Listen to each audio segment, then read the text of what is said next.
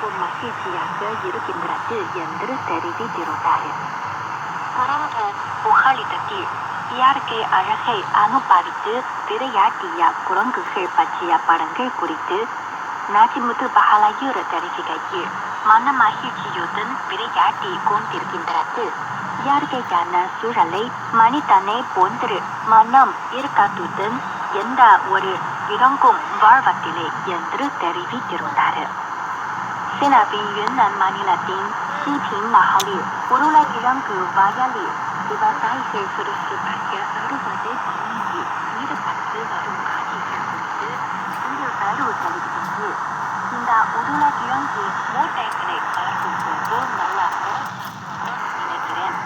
இதனால் விவசாயிகளின் வருமானம் அதிகரிக்கும் என நம்புகின்றேன் என்று பதிவு செய்திருந்தார். நாஜிமுத்து பஹாலயூர் தனது பதிவில் சீனா நாட்டின் விவசாய பெருமக்கள் தங்களுடைய கடுமையான உழைப்பின் மூலம் ஒவ்வொரு விவசாய பொருள்களுடைய உற்பத்தி அதிகரித்து கொண்டிருப்பதை சீனா வானொலி தமிழ் பிரிவின் மூலம் அறிய முடிகின்றது. இன்றைய உயிர் நாட்டியாக உலகிற்கு திகழ்வது விவசாய பெருமக்கள் தான் என்பதை அற்புதமாக எடுத்து காட்டுகின்றது என்று தெரிவித்திருந்தார்.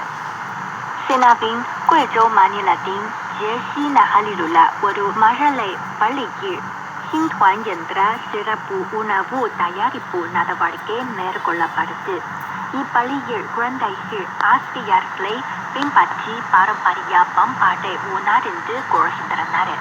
இது குறித்து பரவனூர் புதுப்பாளையம் செல்வம் தெரிவிக்கையில் முன்னோர்கள் ஏற்படுத்திய பாரம்பரிய பழக்க வழக்கங்களை இன்றைய தலைமுறையினருக்கு கற்று தருவது சார சிறந்தது என்று பதிவு செய்திருந்தார். சீனாவின் குவாங்சி ஜுவாங் நகரம் தேயிலை அறுவடை காலத்தில் நுழைந்துள்ளது.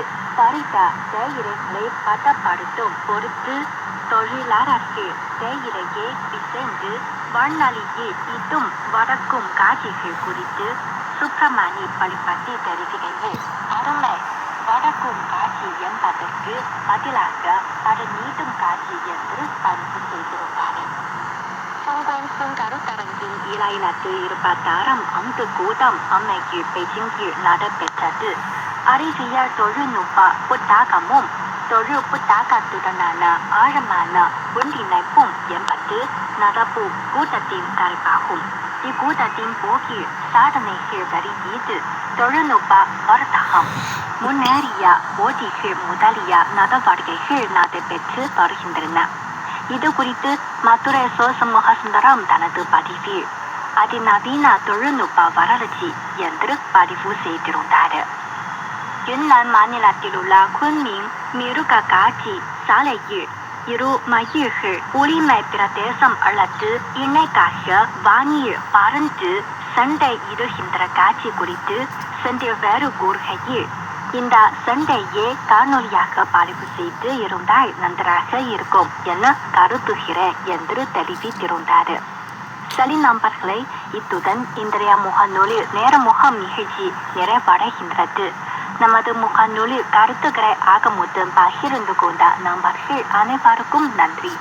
அடுத்த வாரம் உங்களை மீண்டும் சந்திப்போம். வணக்கம்.